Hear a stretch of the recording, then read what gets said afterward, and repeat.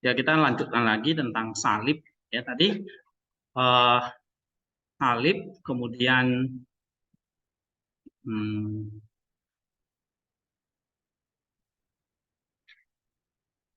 di sini disalibkan juga untuk kita di bawah pemerintahan Pontius Pilatus. Ya, coba kita baca apa yang dikatakan oleh ringkasan dari Cyril ini ya.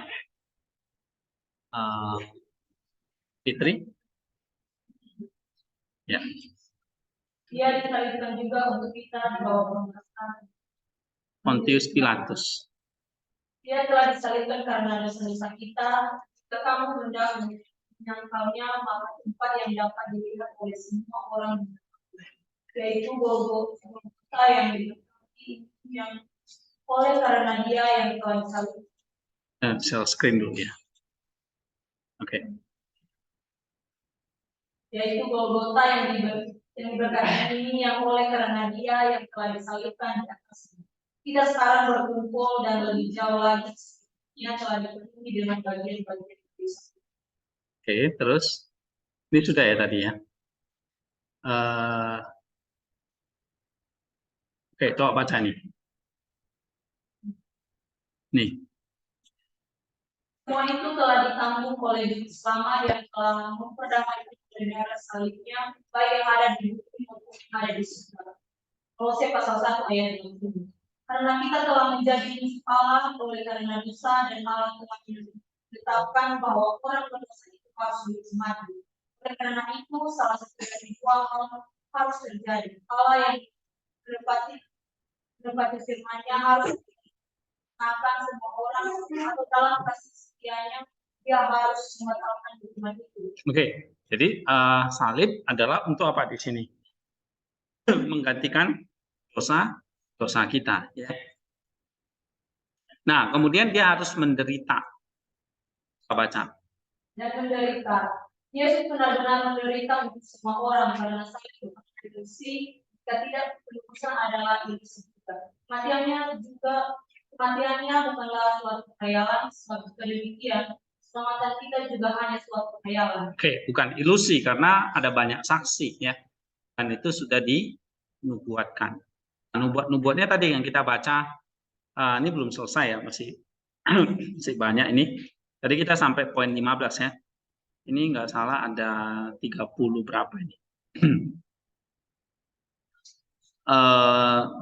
Ini sampai 40 ya. Nah, ini poin-poinnya. Tentang salib ya. Oke, nanti kalian bisa baca sendiri. Nanti kita selesaikan ini dulu. Kemudian dikuburkan, baca. Dan dikuburkan. Dia dibaringkan sebagai manusia biasa di dalam batu, tetapi batu belah karena dia. Dia turun ke dunia orang mati supaya dari sana dia dapat membebaskan orang-orang benar. Karena katakanlah kepadaku, dapatkah kamu berharap bahwa orang-orang yang hidup hanya menikmati kasih karunia-Nya? Dan itu pun meskipun sebagian besar dari mereka adalah orang tidak berharap bahwa orang yang sejak ada telah lama di penjara sekarang telah memperoleh kebebasan. Ya, jadi dia dikuburkan, maksudnya dia turun ke dalam dunia orang mati supaya dari sana dia dapat membebaskan orang-orang benar. Oke, ya, itu tujuan dia dikuburkan. Terus tubuhnya dijadikan umpan untuk mengancing maut supaya naga yang ingin menelannya itu dapat melepaskan mereka yang telah. Oke, ini penting ini ya. Coba kita baca 12 poin berapa ini? 15 ya. Oke, coba baca Fitri. Perhatikanlah juga alasan yang lain supaya ia gratis dan memutuskan baptisan. Ia datang supaya ia dapat mengadakan mujizat berjalan di atas air laut. Karena sebelum penampakannya sebagai manusia, laut telah melihat dia dan melarikan diri. Dan Yordan berbalik ke belakang, maka Tuhan mengambil tubuhnya supaya laut dapat menahan diri dan Yordan dapat menderita dia tanpa takut. Ia adalah salah satu penyebabnya, tetapi ada juga penyebab yang kedua, melalui Hawa yang masih perawan datanglah maut. melalui seorang perawan atau lebih tepatnya dari seorang perawan, haruslah hidup itu dinyatakan, supaya sama seperti ular memberdayakan yang satu, demikian juga Gabriel membawa kabar baik kepada yang lain. Terus? Manusia meninggalkan Allah dan membuat patung-patung pahatan yang menyerupai manusia. Karena itu patung manusia disembah secara palsu sebagai Allah. Maka Allah menjadi manusia. Supaya kepalsuan itu dilenyapkan, iblis telah menggunakan daging sebagai alat untuk melawan kita. Dan Rasul Paulus mengetahui hal ini. Dia berkata, tetapi aku melihat ada lain di dalam anggota tubuhku yang berjuang melawan dan membawaku ke dalam kawan. Roma pasal 7 ayat 23. Dan yang lainnya oleh senjata yang sama yang digunakan iblis untuk mengalahkan kita telah diselamatkan. Tuhan telah mengambil rupa kita supaya ia dapat menyelamatkan hati manusia. Ia telah mengambil rupa kita supaya ia dapat memberikan kasih karunia yang lebih besar kepada yang kekurangan. Supaya manusia yang berdosa menjadi bagian dari Allah. Sebab di mana dosa banyak, di situ kasih karunia bertambah banyak. Tuhan berkenan menderita untuk kita, tetapi sekiranya iblis mengenal dia, dia tidak akan berani mendekatinya. Sekiranya mereka mengenal dia, mereka tidak akan menyalibkan Tuhan yang penuh kemuliaan. Korintus pasal 2 ayat 8. Karena itu tubuhnya telah dijadikan umpan bagi maut, supaya naga itu yang berharap dapat menyelanya melepaskan mereka yang telah dicerai. Maut telah menang dan menelan mereka semua, dan sekali lagi Allah menghapus segala air mata dari muka mereka. Oke, jadi ini alasan tentang Yesus datang jadi manusia ya, supaya dia menyingkirkan segala penyembahan terhadap manusia yang dianggap sebagai dewa atau apapun itu, tapi kembali kepada menyembah sang anak manusia itu.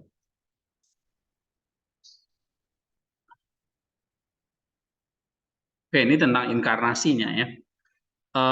Ini di poin 12 tentang inkarnasi. Oke, ini tadi menderita dan dikuburkan. Dikuburkan itu adalah turun ke dunia orang mati ya. Nah, ini kalian bisa baca di poin yang tentang ini nih. Turun ke dalam Hades istilahnya, atau dunia orang mati.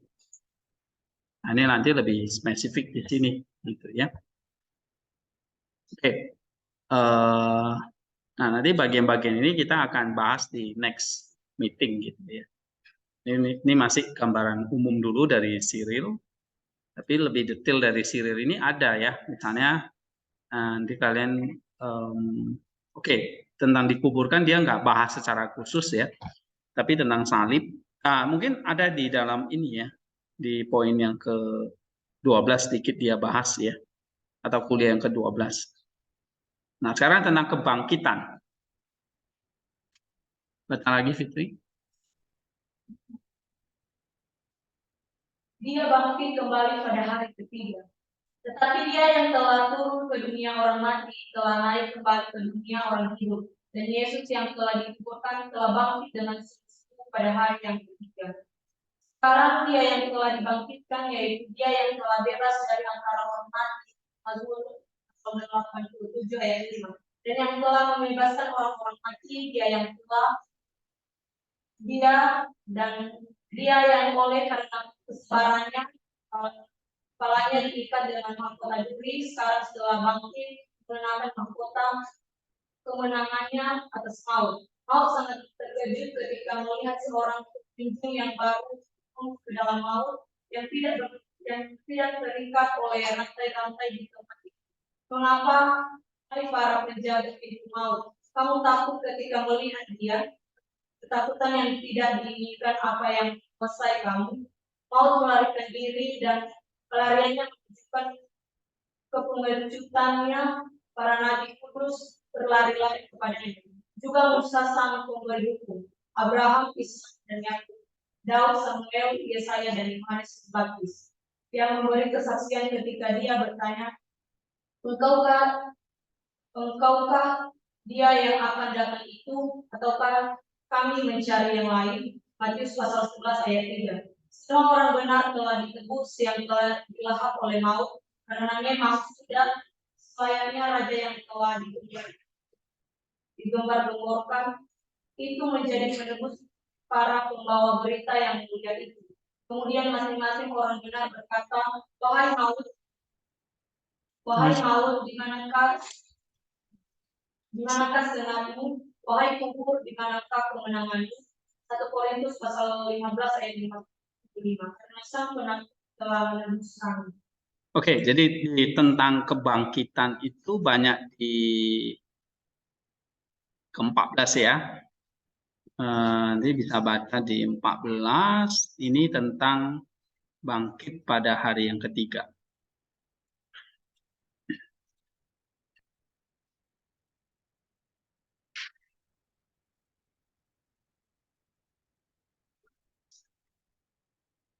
Ya, ini bangkit dari antara orang mati pada hari yang ketiga. Lalu di sini juga dia bahas tentang naik ke surga, duduk di sebelah kanan Bapa. Nah, kalau di sini kebangkitan itu sebetulnya sudah terjadi di alam maut.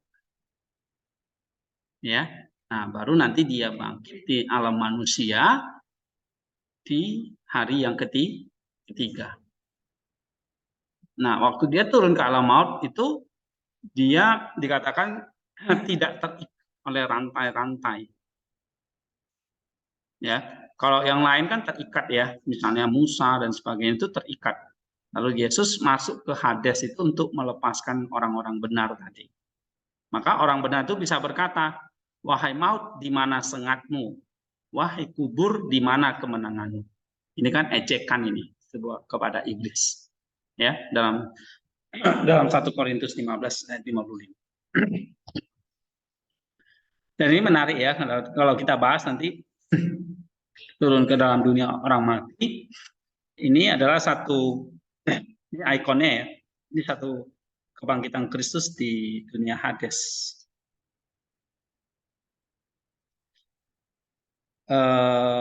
Berikutnya kita akan bahas, nih, sesuai dengan kitab suci. Coba baca siapa ini? Eka. Sesuai dengan kitab suci. Sebab segala sesuatu tentang Kristus ada tertulis dan tidak ada yang meragukan. Karena tidak ada sesuatu yang tidak tertulis. Segala sesuatu tertulis pada para nabi, dan itu tertulis dengan jelas, bukan pada waktu itu, tetapi pada waktu itu. Iya. Karena mengenai misteri-misteri iman yang dilakukan, kita tidak boleh menyampaikan komentar yang paling biasa sekalipun tanpa kita. Dan tidak boleh disingkirkan oleh kemungkinan belaka dan argumen-argumen yang dibuat-buat. Janganlah percaya kepadaku karena aku mengatakan Tuhan bukti kamu sebelum kamu menerima bukti dari kitab suci dan apa yang telah ditetapkan. Sebab keselamatan ini yang berasal dari iman kita, bukan dari asal budi yang cerdik, melainkan dari bukti. Oke, ini jelas ya. Nah, kemudian tentang kenaikan, coba baca. Dan setelah Yesus menyelesaikan perlombaan kesabarannya, dan setelah menebus manusia dari dosa-dosa mereka, terangkatlah dia ke surga dan awan itu menyambutnya, dan para malaikat berdiri di dekatnya ketika dia naik, dan para rasul. Oke, 14. Jangan kamu menyangka bahwa karena dia tidak hadir secara jasmani, maka dia tidak hadir secara rohani. Dia hadir di tengah-tengah kita, mendengarkan apa yang dikatakan tentang dia, dan melihat apa yang ada di dalam pikiran. Oke, ini ada banyak penjelasan di poin 14 ya, tentang kebangkitan, tentang kenaikan ke surga, dan duduk di sebelah kanan Allah.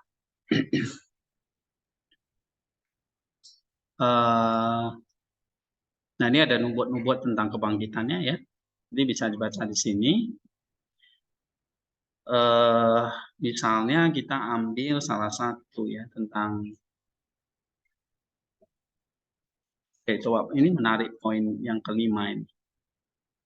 Coba baca Eka. Ini tentang nubuat kebangkitan dia dalam Kidung Agung 4 ayat 11. Namun, tahukah kamu juga tempatnya? Lagi-lagi yang berkata dalam kitab Kidung Agung, aku pergi ke Taman Kacang, Kidung Agung 4 ayat 11, sebab di taman itulah ia disalib. Karena meskipun sekarang telah dihiasi dengan hadiah-hadiah kerajaan, namun dahulu tempat itu adalah pemakaman. dan tanda-tanda dan sisa-sisanya masih ada. Dua taman yang tertutup, dua air mancur yang diteraikan, Kidung Agung 4 ayat 12, oleh orang-orang Yahudi yang berkata, kita ingat bahwa pengusaha itu berkata ketika ia masih hidup. Sesudah 3 hari aku akan bangkit, sebab itu perintahkanlah supaya kubur itu dikeluarkan. Dan selanjutnya, lalu pergilah mereka dan menegurkan kubur itu dan memeteraikan batu itu dengan kemudian. Matius 27 ayat 63 dan 64. Dan didiklah mereka dengan tepat kata orang dan setelah engkau akan menghakimi mereka. Tetapi siapakah matahari yang dimeteraikan atau yang ditafsirkan sebagai matahari yang memancarkan cahaya hidup dalam Kidung Agung 4 ayat 16.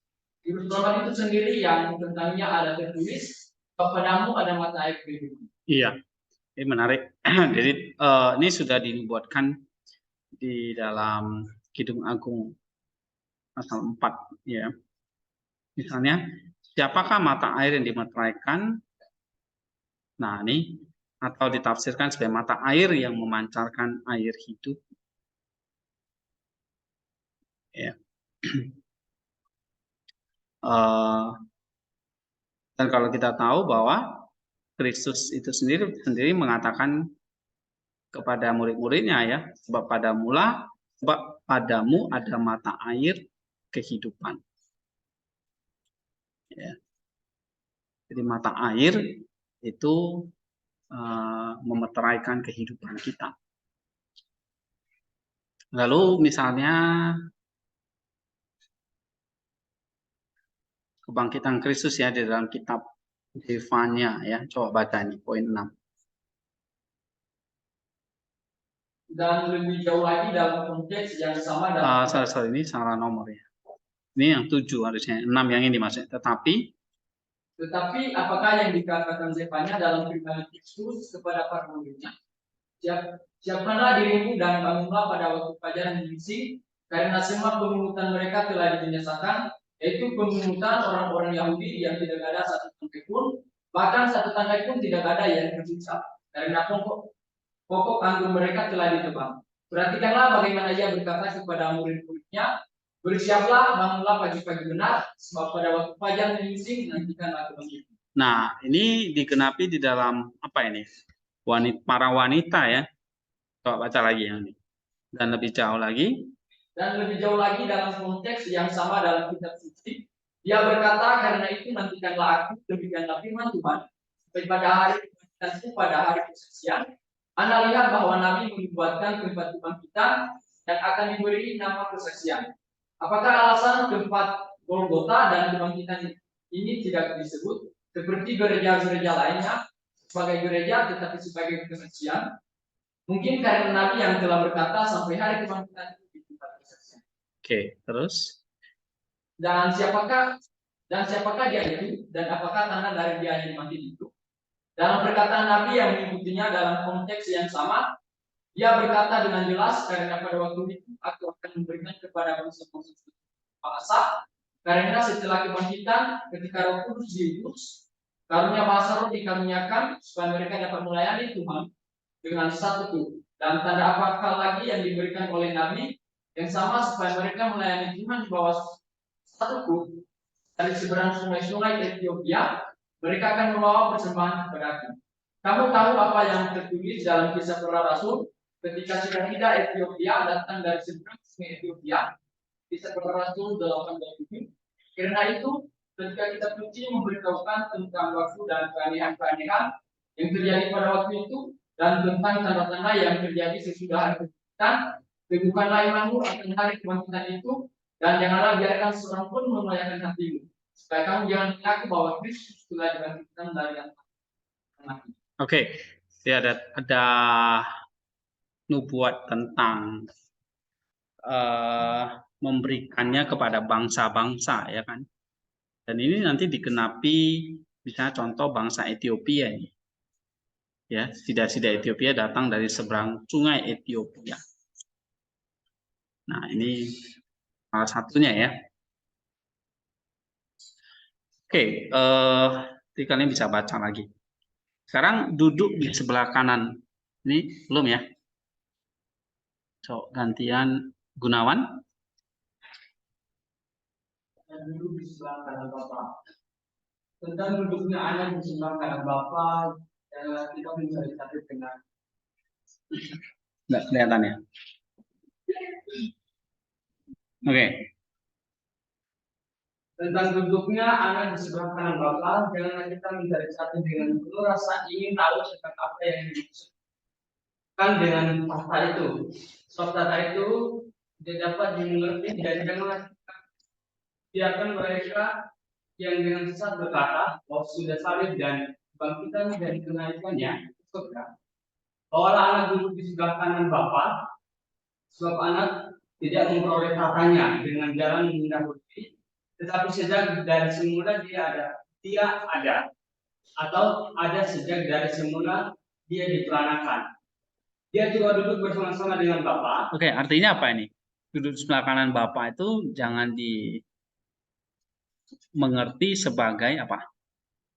Oh, Yesus itu baru duduk di sebelah kanan Allah setelah kenaikan gitu ya. Sebab anak itu tidak memperoleh tahta, duduk itu kan tahta ya.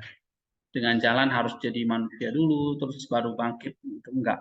Tapi memang dia sudah duduk bersama-sama dengan Bapa dalam kekekalan, gitu ya. Oke, terus Hendaklah diberitakan tentang anak dan Esa yang sebelum segala zaman duduk di sebelah kanan Bapa yang mengambil bagian.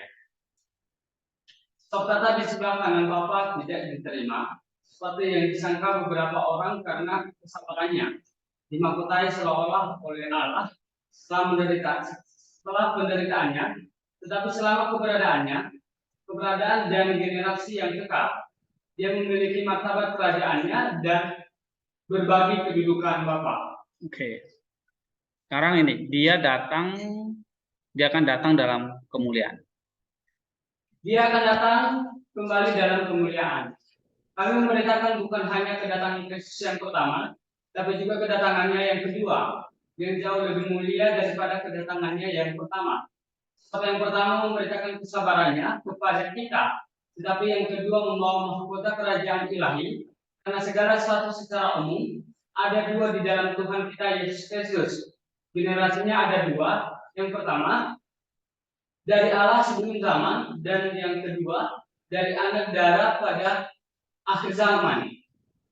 Turunnya dia ada dua. Yang pertama dalam ketidakjelasan seperti embun di atas bulu domba, dan yang kedua adalah kedatangannya yang terbuka yang akan terjadi pada kedatangannya yang pertama.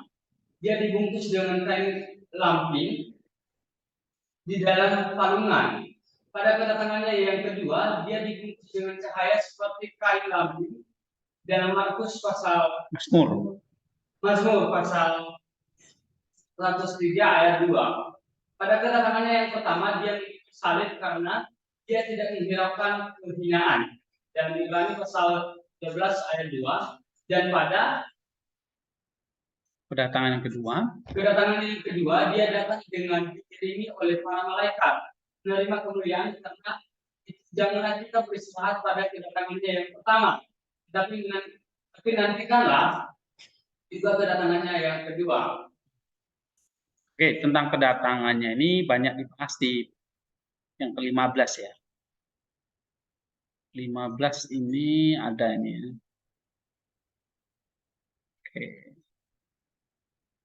Coba kita lihat sebentar.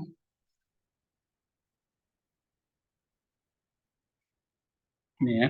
Dia akan datang dalam kemuliaan untuk mengadili orang-orang yang hidup atau menghakimi lah ya. Orang-orang yang hidup dan yang mati yang kerajaannya tidak akan berkesudahan. Ini tadi udah dibaca ya. Kedatangan ini sebenarnya sudah dibuatkan dalam Maleakhi juga. Ya, ini bisa dibaca, kemudian dalam Hosea juga dan seterusnya. Oke. Nah, sekarang kita lihat ini untuk apa dia datang? Yang kedua untuk menghakimi orang yang hidup dan yang mati. Oke, coba baca lagi, Gunawan. Untuk menghakimi orang yang hidup dan yang mati. Tuhan kita Yesus Kristus datang dari surga Dan dia datang dalam kemuliaan pada akhir zaman, yaitu pada akhir zaman. Karena ke dunia ini akan berakhir dan dunia yang telah diciptakan ini akan adakan yang baru. Sebab karena kerusakan, pencurian, perzinahan, dan segala macam dosa telah dicurahkan ke dalam bumi, dan darah telah mencampur dengan darah di dalam dunia, maka supaya tempat kediaman yang ajaib ini jangan tetap penuh dengan kejahatan. Dunia ini akan berlalu supaya dunia yang lebih indah itu dapat dinyatakan. Janganlah kamu berduka cita seolah hanya kita saja yang akan mati. Karena bintang-bintang pun akan turut mati. Tetapi mereka akan terbit kembali dan Tuhan akan mengulangi langit bukan untuk membinasakan, tetapi untuk membangkitkannya kembali dengan lebih indah. Kemudian apa yang nampak itu akan berlalu, dan yang akan datang apa yang tidak nampak, yang lebih baik daripadanya, tetapi tentang waktunya janganlah seorang pun bertanya-tanya. Oke, ini tentang dunia, langit dan bumi yang baru ya. Ini ada juga di sini nih, tentang kita bisa bahas nanti di posthumous retribution ya, ini tentang pembagian pahala. Kemudian the second coming, kedatangan Kristus yang kali kedua, dan penghakiman akhir. Ya. Oke. Bisa baca lagi. Dan kerajaannya tidak akan berkesudahan. Dia akan memerintah sebagai raja surgawi, kekal, dan tidak berkesudahan. Dan jika kamu mendengar ada orang yang mengatakan bahwa kerajaan Kristus akan berkesudahan, bencilah ajaran sesat itu, karena dia adalah kepala naga yang lain. Ada orang yang berani mengatakan bahwa kesudahan dunia ini berakhir. Kristus tidak akan memerintah lagi, dan dia berani mengatakan bahwa firman yang telah keluar dari Bapa akan kembali di dalam Bapa, dan tidak akan ada lagi, dan dia mengucapkan hujat yang demikian itu kepada kebinasaannya sendiri. Karena sama seperti kita tidak boleh berbicara tentang permulaan zaman, Kristus demikian juga tidak boleh ada orang yang pada suatu waktu berbicara tentang kesudahan kerajaannya.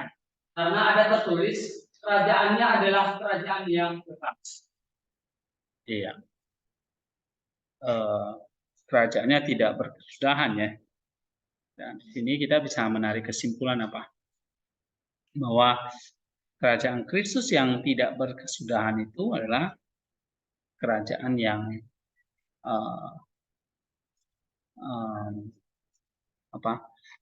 di mana di dalamnya sudah ada ini ya.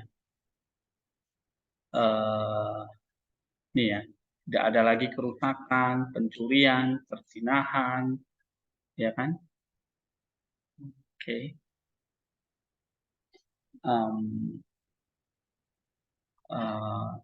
Langit dan bumi yang baru gitu ya. Nah di sini nanti dibahas di ini ya, langit yang baru dan bumi yang baru.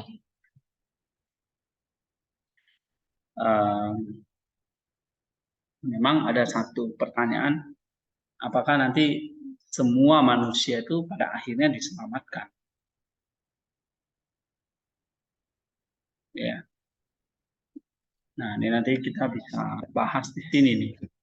Saya dulu pernah bahas ya tentang ini ya. Nanti kalian bisa baca di sini ya. Tentang eskatologi ini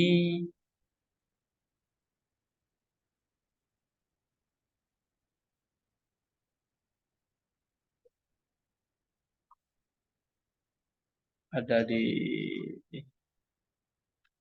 mana ya, halaman. Nah ini ya. Ini tentang eskatologi. Mungkin nanti kita akan ambil satu waktu ya, satu pertemuan untuk bahas khusus tentang ini ya. Nah, eskatologi.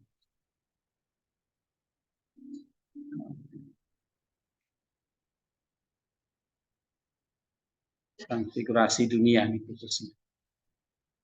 Ya. Jadi maksud dengan langit dan bumi yang baru ini artinya apa? Nah, ini yang istilahnya ada transfigurasi dunia. Ya. Misalnya dari Nisa mengatakan seperti apa?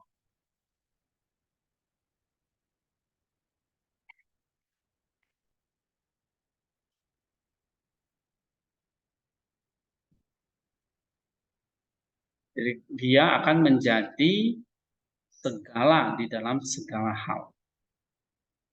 Artinya ini, Allah akan menjadi segala di dalam semua, maka di dalam langit dan bumi baru nanti Allah akan mendistribusikan dirinya untuk setiap kebutuhan kita di sana. Seperti rumah, pakaian, makanan, minuman, terang, dan sebagainya. Ya, jadi nampaknya nanti langit dan bumi yang baru kita atau Allah ini akan menjadi segala di dalam semuanya. Ini kata Nisa ya.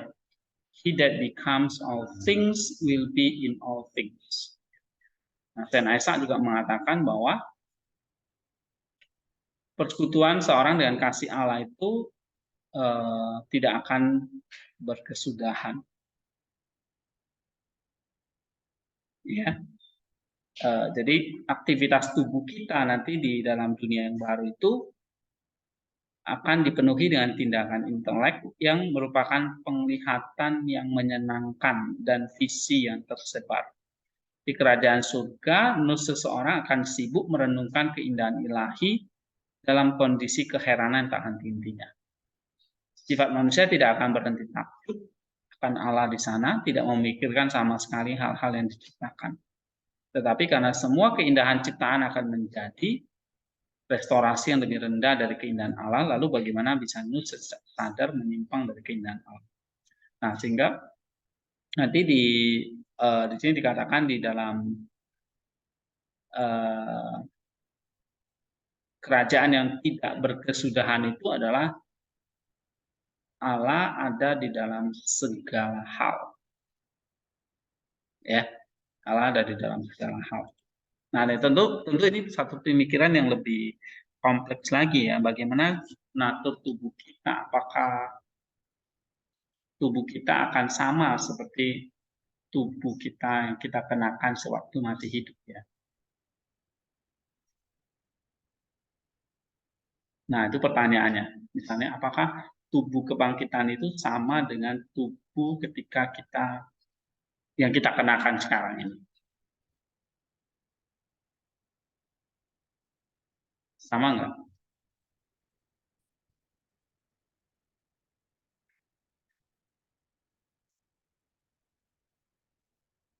Di masa depan tidak ada berkat yang dipaksa. Ya. Masing-masing memiliki pilihan sendiri untuk dikerjakan bagi Allah. Pilihan ini sama seperti pilihan orang-orang selama kehidupan duniawi dan diekspresikan dalam menyangkal nafsu dan pertobatan. Sehingga nanti tidak ada paksaan ya di dalam kerajaan yang kekal tadi untuk lagi seperti sekarang gitu. Nah, sehingga bagaimana kondisi tubuh ya setelah kebangkitan universal ini.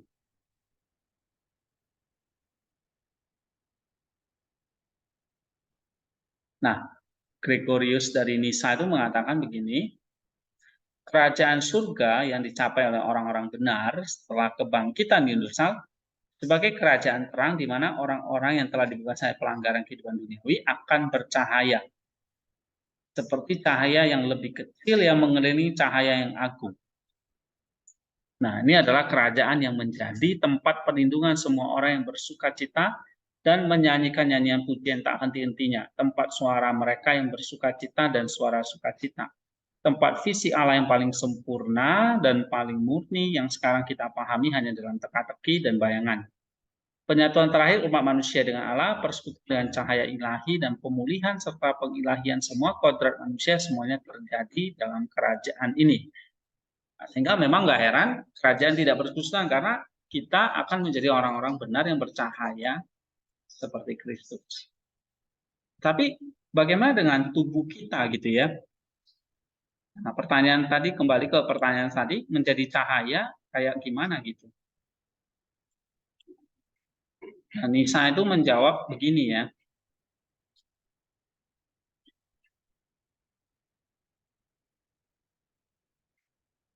Nah, coba kita baca ini nih.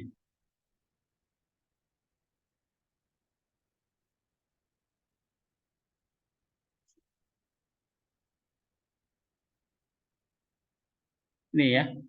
Setiap tubuh nih ya. Setiap tubuh memiliki eidos. Jadi tubuh kamu tuh sudah punya eidos atau bentuknya sendiri yang tetap ada seperti stempel. Nah, sehingga ketika jiwa terpisah dari tubuh, nanti pada saat kebangkitan, jiwa itu mengenali stempelnya masing-masing.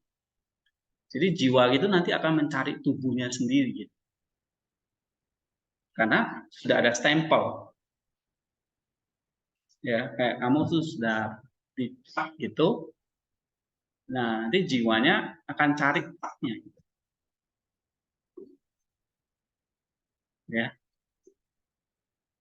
Nah, ini kata Nisa. Sehingga tubuh kita waktu di dunia dengan tubuh kebangkitan itu sama. Kontinuitas. Bukan satu tubuh yang asing bagi jiwa itu. Tubuh yang sama. Jadi kalau di dunia tubuh kita seperti ini, nanti di dalam kerajaan yang akan datang itu juga seperti ini. Gitu. Gak mungkin nanti jiwa salah masuk gitu. Misalnya jiwanya si rohnya Novrianus masuk ke tubuhnya Gunawan gitu. Karena masing-masing sudah punya eidos tadi. Oke, jadi nggak akan salah masuk gitu. Ya. Oke. Nah, jiwa mengenali eidos ini dan bersatu dengan tubuhnya. Pada titik ini potongan-potongan yang hancur kan tubuh hancur ya. Dan yang membentuk satu substansi material tubuh disatukan satu dengan yang lain seperti gumpalan air raksa yang tumpah. Pernah lihat kayak gumpalan air raksa itu? Tumpah tapi kan semuanya nanti menyatu lagi gitu kan. Dia akan cari ya kan. Dia akan cari dan nyatu lagi. Oke. Nah, Gregorius menekankan jika saja kekuatan itu diberikan oleh Allah, bagian-bagian tepat akan secara spontan bersatu dengan bagian-bagian yang menjadi miliknya, tanpa halangan apapun yang muncul dari dia yang mereformasi kodrat mereka. Nah, Nisa ini mengatakan ini ya dalam buku On the Soul and the Resurrection, tentang jiwa dan kebangkitan. Nisa mengatakan bahwa kita memiliki tubuh yang sekarang terdiri dari dan akan kembali terdiri dari. Jadi sama. Terdiri dari apa? Elemen-elemen duniawi. Makanya nanti di dalam kerajaan itu ada kebutuhan tubuh nggak? Ada. Ya. Tapi tidak lagi berebut, saling membunuh gara-gara makanan. Seperti kalian kan saling membunuh gara-gara makanan. Oke. Terlebih lagi jiwa yang satu itu akan kembali terkandung dalam tubuh yang satu itu yang terdiri dari elemen-elemen yang sama. Ya, Gregorius menempatkan ajaran ini berlawanan dengan ajaran klasik tentang reinkarnasi, perpindahan dari satu tubuh ke tubuh yang lain. Jadi tidak bukan berarti reinkarnasi ya. Oke, kita nggak percaya itu. Pada saat yang sama ia menekankan bahwa materi dari tubuh yang dibangkitkan akan berbeda dengan materi kasar dari tubuh duniawi. Karena kamu akan melihat apa yang menutupi tubuh jasmani yang telah dihancurkan oleh kematian ditenun lagi dari bahan yang sama. Tapi bukan dari bahan yang kasar dan berat, melainkan dari benang yang dibuat menjadi sesuatu yang lebih ringan dan lebih lapang. Artinya tubuh kita akan menjadi satu tubuh yang tidak lagi kasar, tapi tubuh yang ringan dan lebih lapang. Kalau kita sering tubuh kemuliaan gitu. Ya. Nah, contoh yang terbaik memang kita bisa lihat dalam kebangkitan atau tubuh kebangkitan Kristus itu. Ya, lebih ringan, lebih rapang, artinya Kristus itu bisa menembus tembok gitu ya. Ya kan? Karena tubuhnya udah tubuh yang lebih ringan. Apakah masih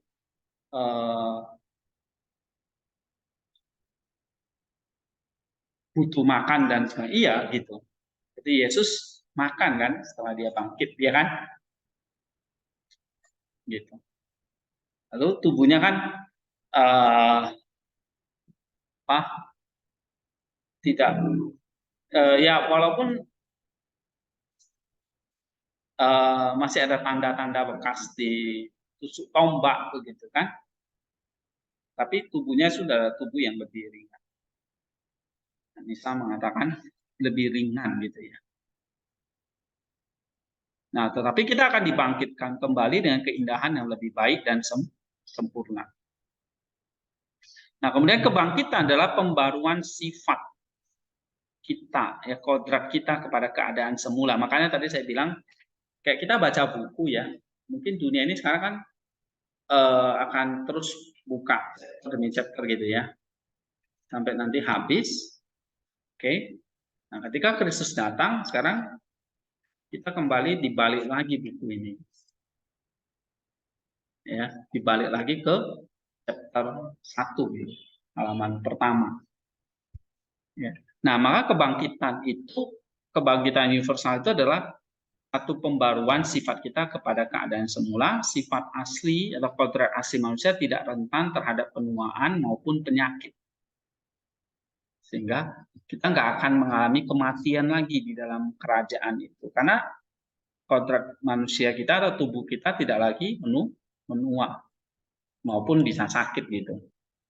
Sehingga di sana nanti dokter nggak laku, ya kan? Oke.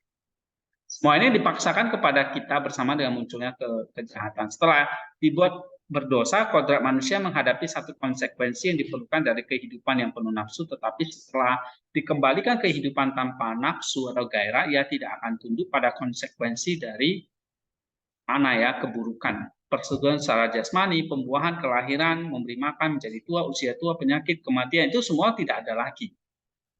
Karena itu hanya akibat dari kejatuhan. Nah, di masa depan kehidupan yang sudah dibangkitkan itu tanda-tanda kejatuhan atau tanda-tanda tadi ya itu sudah tidak ada lagi, sehingga di sana tidak ada lagi gairah atau nafsu. Yohanes Chrysostom mengatakan konsep tubuh yang dibangkitkan, dia mengatakan tubuh manusia akan lenyap tetapi kemudian akan diperbarui dan akan jauh lebih baik daripada yang sekarang. Jadi sama seperti Nisa ya. Mereka akan berpindah ke dalam keadaan yang lebih baik. Setiap orang akan menerima tubuhnya sendiri, bukan tubuh orang lain. Orang yang dibangkitkan akan memiliki tubuh yang akan tetap ada. Oke, kematian, kebinasaan itu akan lenyap ketika tubuh itu diubah dalam keabadian dan kebinasaan, diubah di dalam keabadiannya. Chrysostom dan Terpon menunjukkan bahwa sebagaimana Kristus bangkit bukan dalam tubuh yang lain, tapi dalam tubuh yang sama, hanya diubah sedikit. Ubahnya itu tadi, tubuhnya jadi lebih ringan, ya, tubuhnya bisa menembus dinding dan sebagainya. Demikian pula orang-orang akan dibangkitkan dalam tubuh mereka sendiri meskipun diperbarui dan diubah bentuknya. Oke. Jadi memang ada perbedaan ya, kita akui. Tubuh yang kita pakai ini masih bisa binasa. Nanti tubuh yang baru tidak lagi bisa binasa. Tetapi tubuh yang sama sebetulnya, maka itu dialami yang namanya pembaruan, ya. Nah, tubuh yang kita pakai sekarang adalah fana, tetapi nanti tubuh yang tidak lagi mengalami kematian. Nah, tubuh mengambil kerusakan dari dirinya sendiri dan membuktikan dengan ketidakberesan tubuh menanggalkan apa yang telah diterimanya dari dosa dan memperoleh apa yang telah dikasih karunia kepadanya. Kehidupan yang akan datang tidak menghancurkan tubuh, tetapi menghancurkan kebinasaan dan kematian. Sehingga seolah-olah penyakit-penyakit yang ada pada tubuh itu diambil ya, dicabut ketika pada saat kebangkitan itu. Jadi kembali kepada tubuh yang tidak lagi akan binasa atau tubuh yang seperti awal diciptakan. Ya, atau tubuh Adam seperti tubuh Adam yang pertama diciptakan.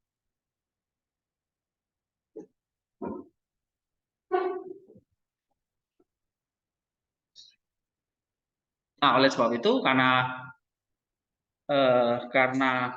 tubuh kita kan berasal dari alam ya, dan berasal dari kosmik ini, maka nanti kosmik itu juga akan mengalami pembaruan semua gitu. Nah, dari situ tubuh kita dibentuk ulang gitu, dari kosmik ini. Maka ada pembaruan kosmik langit dan bumi yang baru.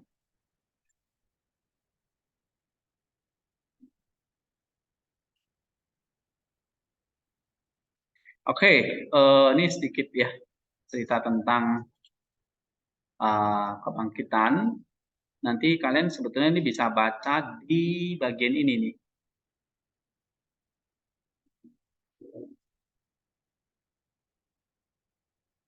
Nih, kebangkitan universal. Ya, nah, ini ada cerita tentang natur tubuh kita setelah kebangkitan. Misalnya kita lihat di sini, Rasul Paulus sebetulnya juga memberikan ya. 1 Korintus 15 itu bisa baca.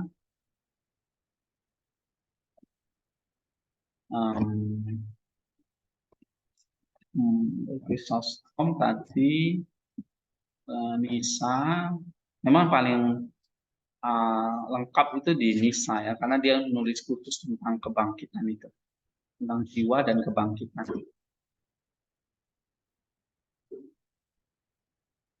Oke.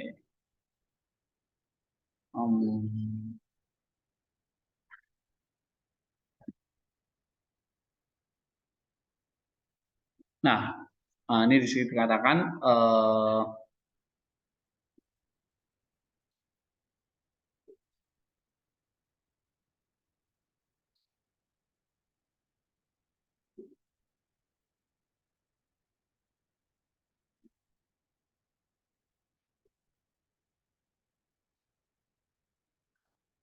jadi memang kita akan dihinggapi gitu ya oleh yang namanya grace atau tadi Allah di dalam segala sesuatu. Ya, maka tubuh kebangkitan itu tidak binasa oleh karena Allah di dalam segala sesuatu itu. Jadi the whole universe itu ada in the grace of God. Nah, kalau sekarang kan belum ya, gitu. Oke, jadi kalau kita misalnya tidak mengikut kehendak Dia, kita melawan Allah ya, kita outside of the grace itu ya. Nah, tetapi in the next kingdom bahwa the whole grace ya kita ada di dalamnya gitu. Sehingga tubuh kita tidak akan binasa. Ya, because by grace itu oleh kasih karunia-Nya di sini dikatakannya.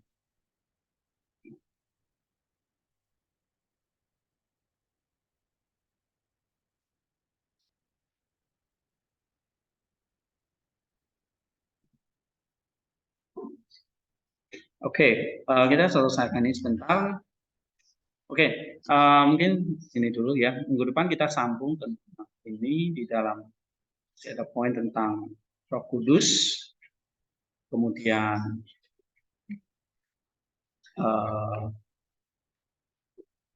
gereja, ya, and then baptisan, pengampunan dosa. Oke, saya pikir ini kalian baca aja sendiri ya, tinggal sedikit untuk minggu depan ini bisa diringkas. Nah, ini kan misalnya ada berapa poin-poin ya. Nah, saya harap kalian bisa menangkap ringkas saja bentuk poin-poin saya pengampunan dosa. Apa sih poin dari Cyril ya? 1, 2, kayak gitu, 3. Oke. Terus misalnya menantikan kebangkitan orang mati ya. Nah, ini tadi kita udah bahas sedikit ya tentang tubuh. Nah, di sini juga dibahas oleh Cyril ya. Oke. Untuk Cyril saya kira di sini ya. Nanti sisanya kalian baca. Kita harus beralih ke buku ini ya minggu depan. Oke, tapi saya ingin kalian mungkin yang menarik topiknya adalah yang mana ya? Saya ingin cerita tentang ini deh ya, tubuh kebangkitan ya. Mungkin ya. Kalau inkarnasi udah sering ya. Second Adam mungkin juga udah, dua natur, the Passion, Cross, Descent into Hades. I think mungkin topik tentang ini ya. Minggu depan kita bahas tentang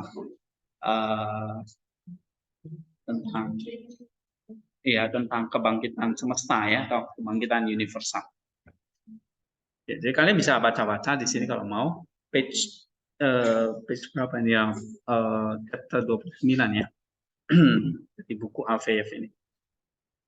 Dan saya pikir ini very simple ya, dia mengkonsepkannya sangat baik dari kitab suci dan dari para patristik ya, para bapak gereja. Jadi kita lihat di situ. Ya, ada pertanyaan?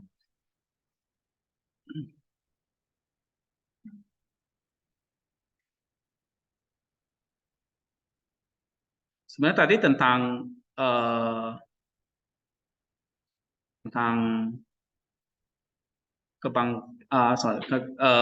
tadi langit dan bumi yang baru, tentang kedatangan Kristus yang kedua, kemudian nah ini sebenarnya sudah ada di halaman berapa tadi ini dari buku ini?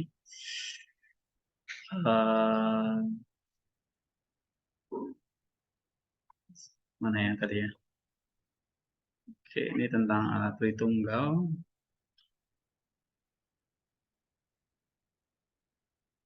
Nah, ini kalian bisa baca di sini ya. Oke, tentang eskatologi maksud saya ya.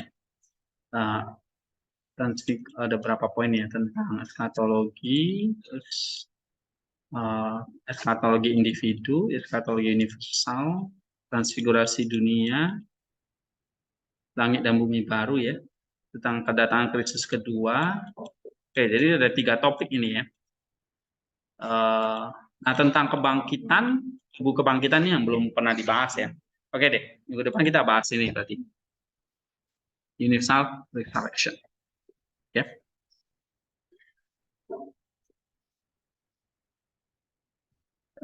Tentu ada banyak hal yang ya terbatas yang kita masih perlu banyak baca. Misalnya dari Nisa ya, mengajarkan tentang kebangkitan itu. Sebenarnya kalian bisa lihat aja di sini ya, baca aja di sini kalau di ini ya ada nama websitenya newadvance.org ini. Nah kalau kalian tertarik tentang tulisan, nah ini ada Athanasius, ada Agustinus, banyak banget ya. Basil.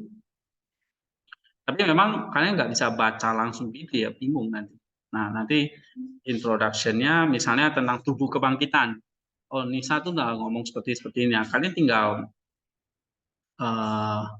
ini ya, ini on the soul and resurrection. Nah ini bukunya ini. Ya. Nah ini kalian bisa baca ini ya, bisa pelan-pelan ya, main, baca, main gitu ya, main, baca, baca. Nah ini dia. Ya, beberapa tadi saya kutip di sini nih tentang ini tadi, yang eidos tadi itu, stempel itu. Ya. Nah, kita juga itu pasti akan mengenali stempelnya, gitu. Jadi nggak akan salah masuk gitu. Ya. Oke, nah dari buku ini ya. Tapi ini saya eh, belum baca semua ya, belum terjemahin juga. Jadi kalau mau bahas paper dari sini boleh nih. Ya, konsep Nisa tentang tubuh kebangkitan misalnya. Oke, oke, pindah. Oke. Masih hidup ya? Matanya ada berat ya, pindah. Kapan Bapak ini selesai? Oke, yang di online Maiman dan kita masih ada. Ros, Rain, Nota. Masih Ada Pak. Pak, ada.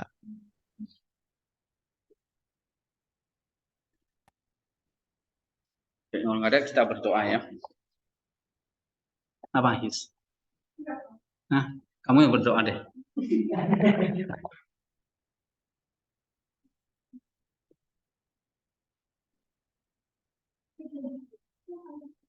Kita berkat dengan doa.